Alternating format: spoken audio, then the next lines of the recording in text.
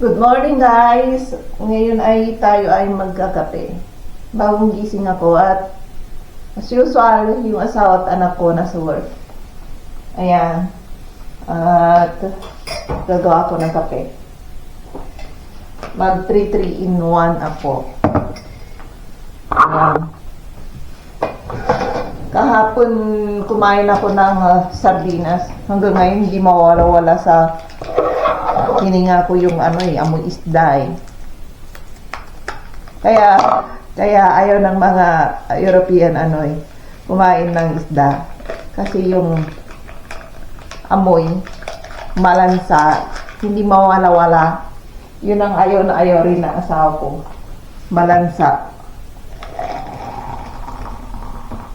Ang sarap ng 3-in-1 oh. Nakadalawa ako kahapon oh. Kaya pala hindi ako makatulog. Mag-aalas 2 ng madaling araw eh. Gising pa rin ako. Kasi mag-aalas 10 is nagkape ako. Ay pala hindi ako makatulog.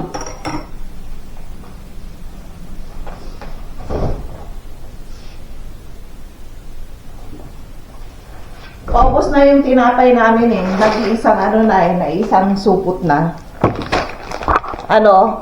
Nag-bake na naman ako kanina umaga. Ayan o. Ayan o. Pag na-bake, ganito ang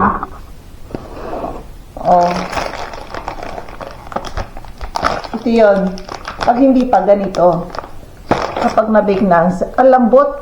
Ang lambot o. At lalagyan ko ng at peanut butter.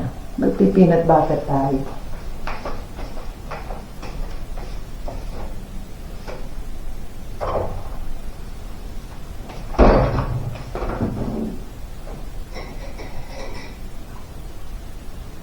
Kaya pala inaantok ako tuwing umaga. Kasi gabing-gabi na ako natutulog. Mga alas 2, alas 3 ng madaling araw. Ay nako. Yung anak ko kapag walang pasok,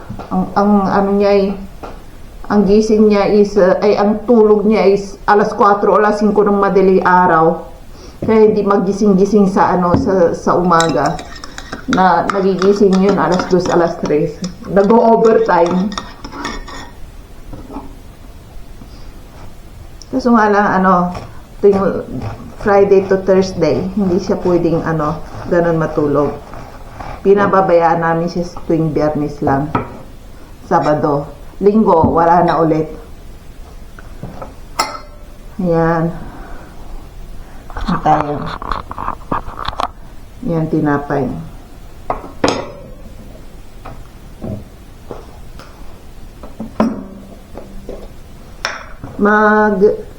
Yan. Gusto ko tong palaman na to, oh. Itong Tesco na palaman. Ang sarap.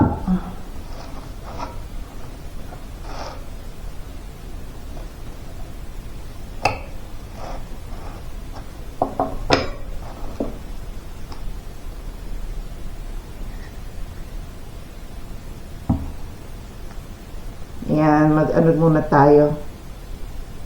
Ipopost ko to sa Facebook.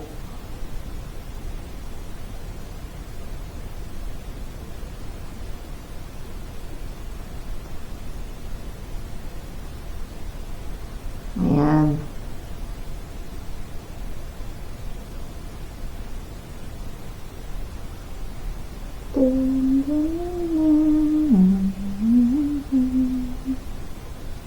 Sarap na agahan ko. Yan. Tikpan natin. Ganito ang style. Pag mura lang to. Kaya pala Yan.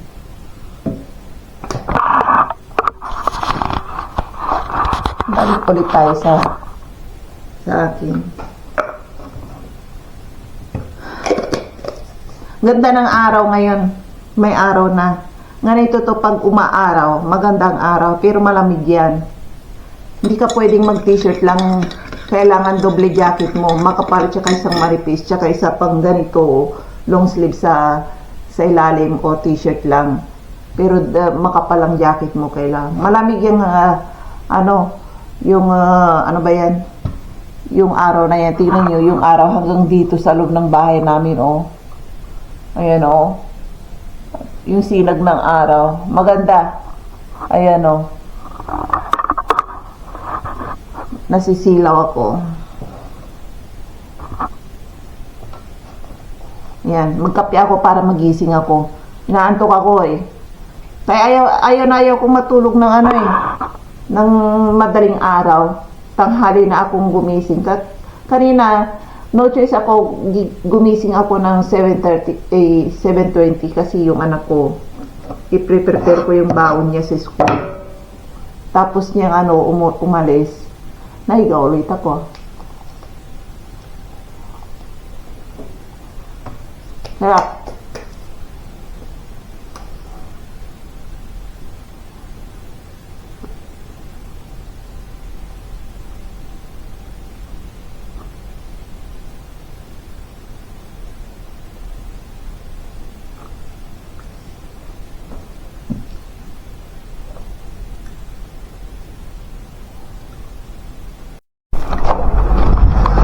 Ayan, magtapon tayo ng basura.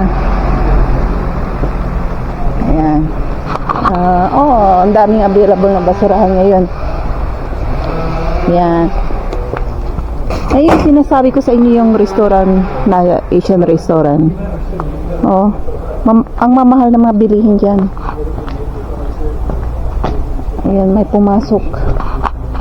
Tara, isarado natin. At mag-grocery tayo. Medyo mainit-init pa rin. Pero malamig pa rin. At sa shopping mall tayo. Bibili tayo ng manok at baboy. Yan, parang may tao dun sa labas.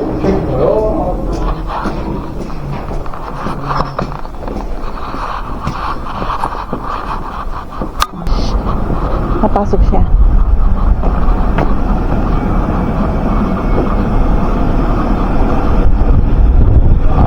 Kala ko mainit, malamig rin pala. Ang damit na suit ko ito, medyo manipis pero mahaba. Yan o.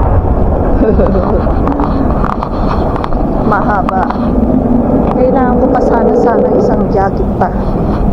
Para Pero, tingnan ninyo may araw. Magandang araw ngayon. Ayan. Ay, tingnan nyo ang Czech Republic. Kanya-kanyang buhay. Kanya-kanyang kayod. Kanya-kanyang world. Walang tambay. Kailangan kumayod ang mga tao dito. Kaso nga lang, ayan, kung natanggalan ka ng trabaho rito, sinisanti ka, sinisanti ka, may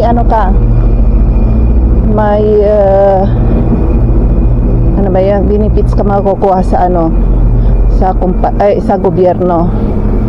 6 months yata na susustintuhan ka ng gobyerno dito.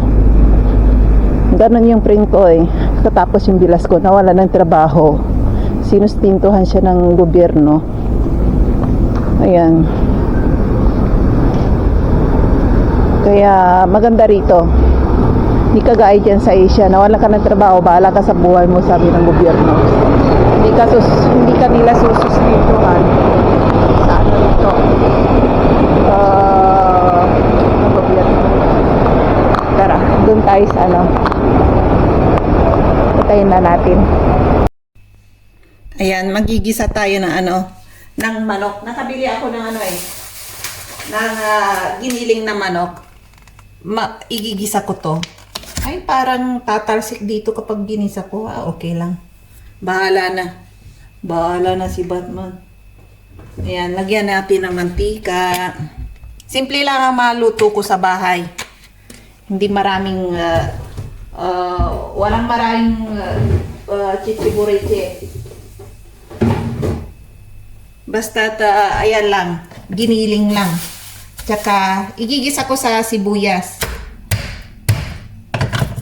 Ano ba yan? Mga balat. Ganyan lang yan. Pag simple ang ulam, mas masarap.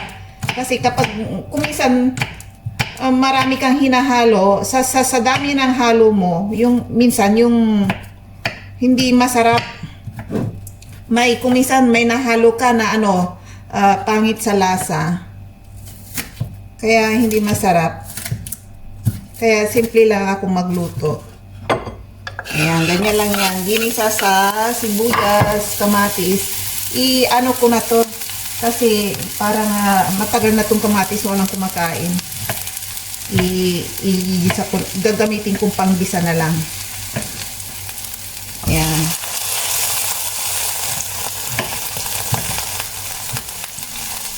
Ayan. Ginisa sa kamatis. Kung gusto ng anak ko yung kamatis, kaso nga lang, pag walang mga halimbawa fried rice or pork chop, nakakalimutan ko ibigay sa kanya to. Kaya yan, igisa ko na lang. Igisa ko sa kamatis. Yan. Yan, wait lang. Igisa muna natin yan. Tapos lagyan natin giniling na manok. Nakalimutan kong iuna. Okay lang, ako naman ang kakain. Ginisa, parang lang to. Ayan, ganyan lang yan. Super easy na pagkain. Lagyan natin sa rep para hindi masira. Yung kalahati o 3/4 saka ako nagagamitin yan. At lakasan natin ang apoy. Mamaya na natin yan. Hinaan. Gugutom na naman ako. Mag-aalas 3 na. Yung tanghalian ko wala pa. Nakakatabag kasing kumain mag-isa eh. Wala pa yung anak ko. Bumisita sa sa friend niya. Yan. Igisa natin sa sa sabaw ng kamatis. Ayan ang ginigisa ko. Lagyan natin ng nilagyan ko ng sinigang mix, magic sarap. Ayan, naparami na naman ako paminta. Ay, pangito talaga yung tantiyan mo. Kailangan may kutsarita eh. Kuminsan nabubuhos lahat eh. Ayan. Ayan. Sarap to. Lagyan natin ng kunting kikuman. Ayan. Nilagyan ko ng kunting kikuman. Kunti lang. Yung iba nga nilalagyan pa ng asukal po. Ayaw ko nang may asukal. Medyo matamis. Ito maasim-asim tong kamatis na to eh. Kapag Pero kung masyadong maasim, kailangan nyo ng konting asukal lang para hindi makain ninyo.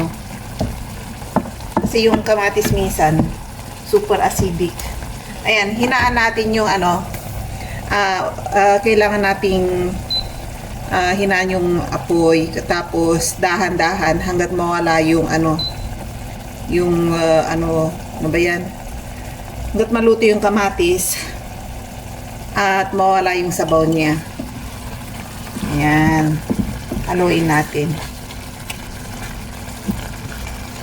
Ayan. Parang masarap. Ayan. Yan lang yan. Pagluluto, hinaan natin. Kasi, nagsasaing pa ako eh. Binabad ko na itong kanin na to kanina. Bago ako nag-grocery. Araw-araw, nagro-grocery ako. Chinecheck ko yung grocery. Nakala mo kung may-ari ng grocery, nag-check, no? Ayan, mamaya na tayo magkwentuhan. Ayan, malapit na maluto. Tingnan ninyo. Ayan. Ayan, haluin natin. Gusto ko yung Medyo may sabaw. Kaso nga lang, itong kamatis na ganito, kailangan tunawin. At iigisa natin sa kamatis lang. Yun lang ang maganda. Masarap. Ayun o. Magiging sauce ng kamatis yan. Sarap. Para sa akin lang to kasi yung asawa at anak ko, wala pa. At gumala sa sa friend niya. Tikman natin to. Bahala siya. Mamaya, iba ang ibibigay ko sa kanilang mac and cheese. Sa akin, lutong probinsya. Ayaw nila yung mga lutong-lutong probinsya rito eh. Masarap. Ayan. Masarap.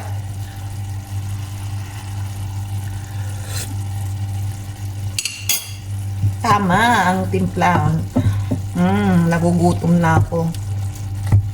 At habang hinihintay natin, kailangan takpan ko kasi ayaw ko yung tumatalsik yung yung mga sabaw-sabaw hanggang sa ilalim diyan sa kalan ko. Malinis na kaya, naglinis kaya ako rito. Ayan Ayaw ko yung tumatalsik-talsik dito. Hanggang doon. Naku! Tamad pa naman akong maglinis na ilang beses. Kaya ang ginagawa ko, kailangan takpan na ayaw kong patalsik-talsikin.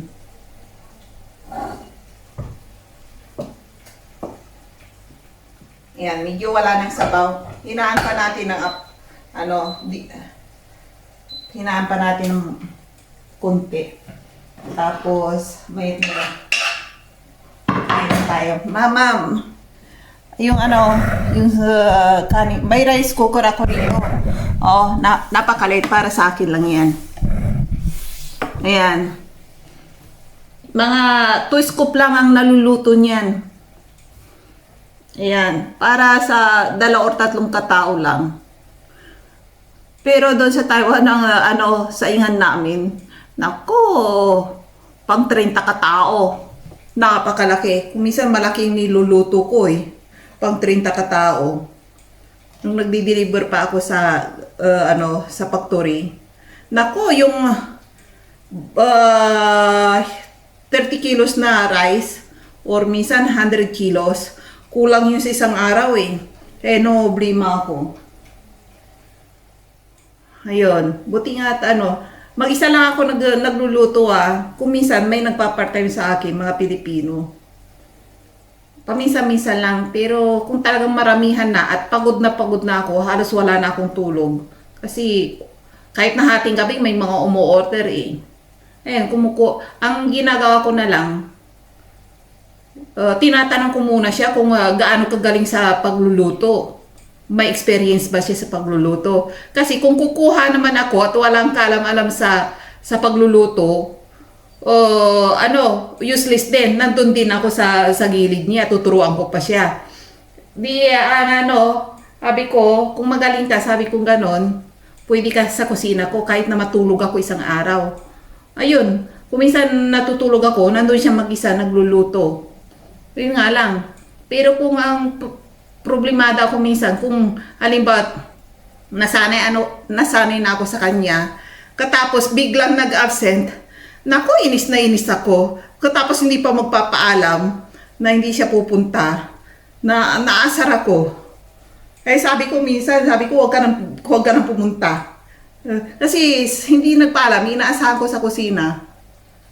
Ayun, nalilit ako sa pagdi-deliver.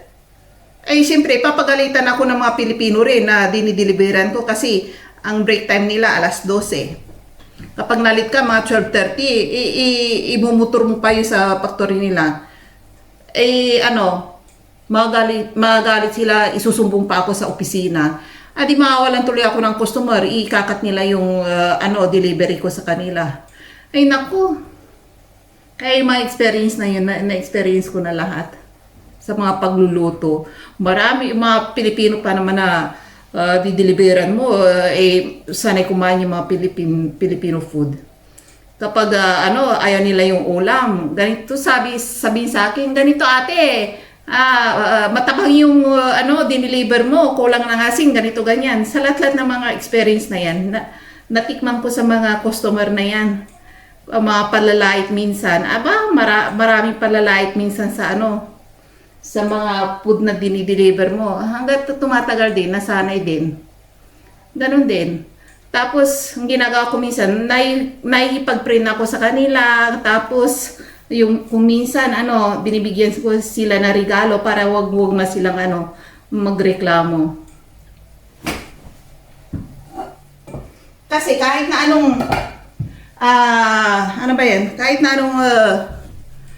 sarap ng luto mo, kapag may kakumpetensya ka sa factory, marami akong kakumpetensya doon sa Taiwan. Maraming mga Pilipinang nagdi-deliver ng mga food product. Aayawan ka talaga. Kaya pakikisama lang ang ko ron sa kanila, sa mga Pilipino. Ngayon, tumigil na rin ako sa sa pagdi-deliver. Nagsawa rin. Katapos mo magluto ba, dito ang sakit-sakit masakit sa kamay kasi hahawak ka ng mainit, malamig, apurahan. Nako, talaga magsasawa ka sa pagbibusiness. Kaya sabi ko, katapos sabihin pa naman ng asawa ko rito, ay sa restaurant dito may naghahanap. Sabi ko, ayaw ko na sa kusina kasi nagsawa na ako at alam ko ang work sa kusina. All around yan, sabi ko ganon. Hindi pwedeng babagal-bagal ka kapag maraming customer. Tapos, sa lahat ng ayaw ko na napasukan, kusina. Nauumay na ako. Sabi ko ganon. Pwede akong maging factory worker. Ayun lang. Sabi ko, hanapan mo ako ng trabaho, factory worker, wag lang sa kusina. Ayaw ko na talaga sa kusina ng trabaho.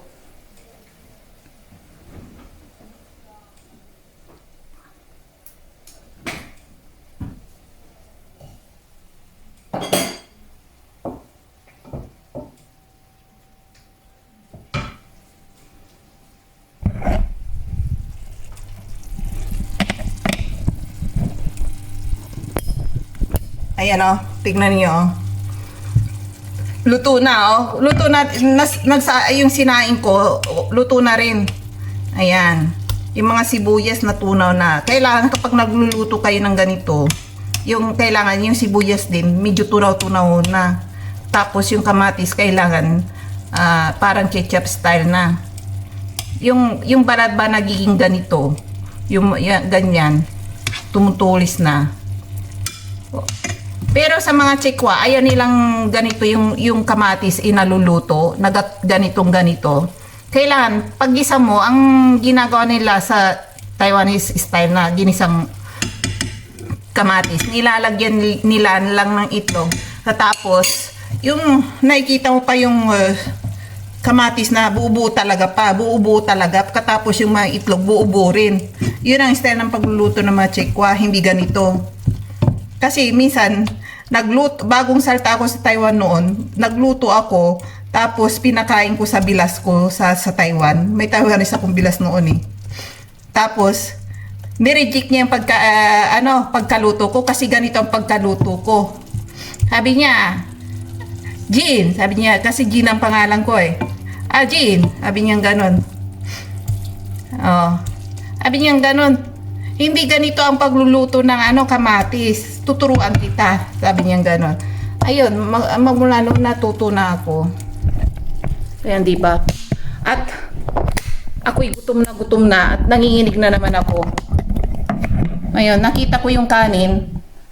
Yung sinain ko, luto na. Kailangan ko nang kumain. At ako'y nagugutom na.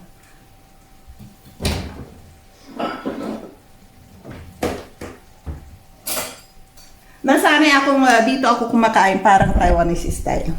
Kasi mga Tsekwa, ganito kumain sa bowl. Ayan. Kasi tagal na panahon akong nanirahan sa Taiwan din Tuwing kumakain tayo sa lamesa, bowl ang kaharap mo. Ayan, ganito. Tapos, ang gagawin ko, kukuha ng kamatis. Ayan na, picturean natin para masarap. Yan. Ayan, pwede na. At patay na natin. Kompleto, pritado na. Ito na rin ang gamitin ko kasi sa akin lang naman to eh. Bahala na kayong humusga para sa akin lang naman tong niluto ko. Ayan. Ayan, halos maubos ko na kaagad. Ayan, ano rin natin. At dito tayo. Ayan, sana napicturan. Doon tayo sa ano. I-switch ko yung ano, yung ilaw.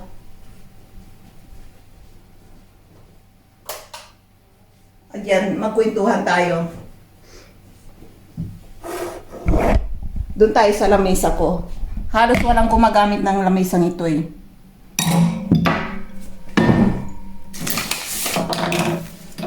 Ayan.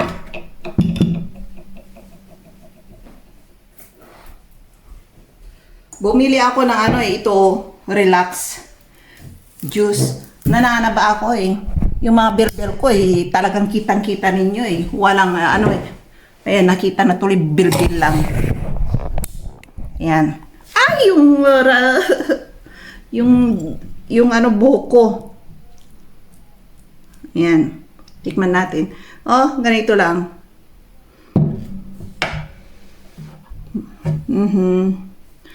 Ito, sinuot ko. Matagal na panahon na hindi ko to nasusuot. Nakita ko doon sa ano, sa CR ko. Sa shower room.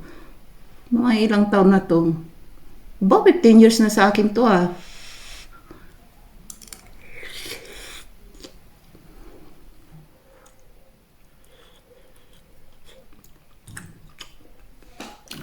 Harap. Itayo natin yung camera. Kasi puro ano sa akin.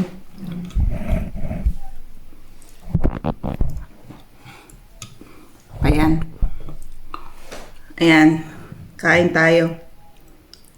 Sarap. Oh, masarap siguro kasi ano eh. Gutom na gutom ako. Ayan. Ilayo natin yung camera para makita. Ayun, yung pala. Kailangan malayo.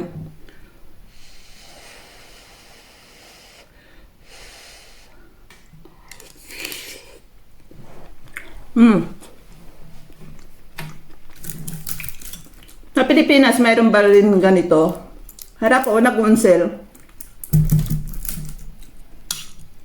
24 lang. Parang 50 sa Pilipinas lang.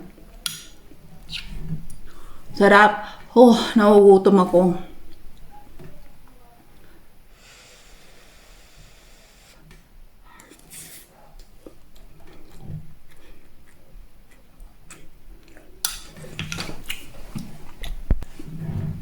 Ayan, continue, ano tayo.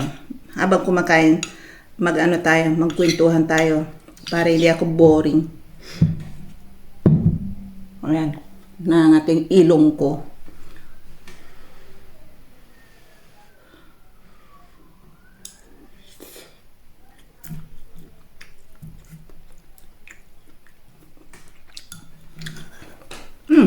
Parang naparami yung paminta, pero masarap. Medyo anghang nga lang. Yung paminta. Pero okay lang.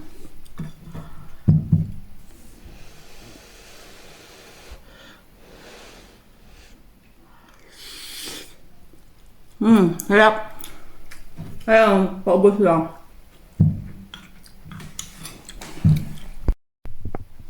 Ayan, sabi ko sa inyo, nakapulot siya ng ano ng sa basurahan na ano computer. Ayan, tingnan ninyo oh, kung ano itsura sa loob. Pinakita niya, magiging computer ko to. Kailangan ko ng maraming computer. Ayan, sabi niya, napakahina raw ng CPU niya. Ayan. Pero sabi niya, ayusin niya. Kasi marunong siya mag-ayos ng mga computer. Lahat ng uri ng computer, inaayos niya. Kaya may papalitan daw siya rito. Ayan. Ayan, ganyan lang yan. Kaya kung kayo may mga computer kayo sa ano, sa inyo at gusto niyo itapon, wag ninyong itapon basta kasi katulad niya marunong siya magkarikot. Bubuksan niya yung ano yan, punong-puno ng snow nung napulot niya yan. Katapos, ano yan, pag nabuksan niya, kahit na mahina pa, mabubuksan niya yung mga files ng mga computer niyo, makikita niya lahat kung may mga porn, kayo dyan, may sinisikreto kayo, makikita niya dyan sa loob. Kaya, mag-ingat kayo kapag basta nyo na lang itinapon yung mga laptop nyo or computer nyo, sabihin niyo sirang-sira na, hindi na maayos. Kapag natsambahan ba kayo ng mga eksperto na magaling mag-ayos, o sabi nyo nag-crash yung system niya, hindi na maayos talaga, kasi may mga may computer shop na marunungan, hindi na masyadong marunong mag-ayos ng mga ganyan. Sabihin sa inyo, sasabihin gano'n, hindi na maayos kasi wala pa siyang experience. Hindi pa siya marunong masyado. Kaya kung minsan, sabihin niya ganito, ganyan, isasaulin niya yung computer sa inyo na hindi na yan maayos, ganito, ganyan. Di itatapon nyo na. Ayun, kasi yung taong yun, hindi marunong mag-ayos. Wala pang experience sa mga talagang yung bang sirang-sira na o di kaya nabasa na ng tubig, ganyan. Mga yan, punong-puno ng snow, umulat umaraw dyan sa basurahan. Pinupulot niya, walang problema sa kanya, maano pa rin niya yan. Ita-turn on niya, gagamit ulit. Lahat ng gamit namin dito, galing sa tinapon sa basurahan. Pinupulot niya, mga computer lang pinupulot niya. Kaya yung computer ko, napulot din sa basurahan. Ayun, ang bilis, in-upgrade niya, tapos pinalitan niya ng konti. Ang bilis ngayon, pati yung sa computer ng anak ko, mabilis din. Grabe. Yung mga screen na yan, napulot din namin sa basurahan yan. Yan, gumagana. Tapos yung CPU niya, sa baba, rin yan. Inayos lang niya, in-upgrade niya, tapos pinalitan niya ng konti sa loob. Ayun, gumagana, ang bilis. Ang ginagawa ng anak ko ngayon, gaming computer ngayon. Yan. Tapos nakita niya to ngayon, sabi niya, low quality daw. At ang kagandahan lang daw dito sa kanya, yung box, pwede pang magamit. Tsaka yung sa loob, may papalitan lang siya. Kasi marami siyang sa kapupulot niya, marami siyang naitambak ng mga doon, magamit sa computer. Kaya papalitan niya, hanapin niya doon. Kaya yan, huwag kayong magtapon ng mga computer na na patapon na. Ayan yung mga TV ginagamit ko, yung tatlong yan. Galing sa basurahan din yan, ha? Pati yung CPU niya sa baba, galing din basurahan niya, in-upgrade niya. Nagiging gaming games na rin yan. Kahapon nga, isang araw, in-upgrade niya, mas mabilis. Mas mabilis pa ngayon. Ang dami kong pwedeng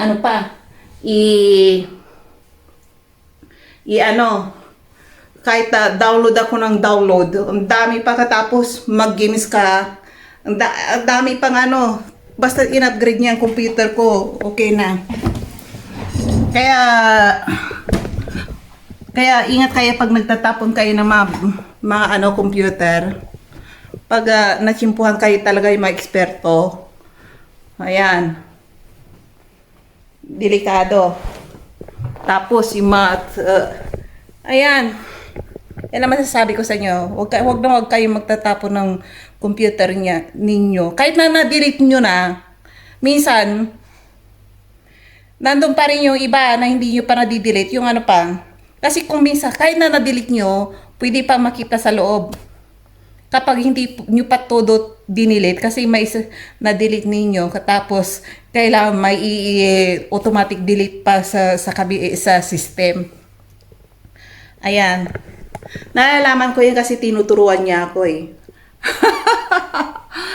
Kaya yun, natututo na rin ako sa kanya.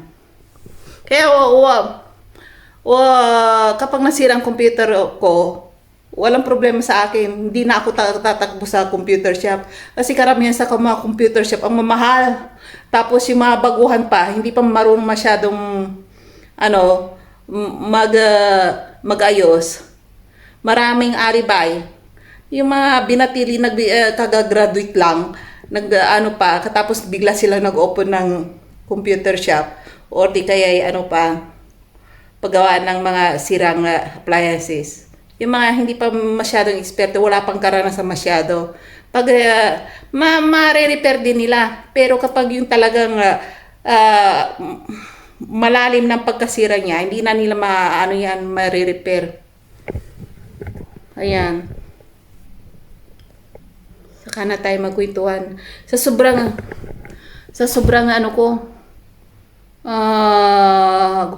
busog, hindi na pala gutom. Sa sobrang busog ko, hinihingal tuloy ako ngayon. Lumalaki na naman ang tiyan ko. Naku! Kailan kaya babalik yung dati na pagka-sexy? Ngayon puro laman na rito laman dito puro laman na Naku! Shout out sa mga Pangasinense dyan.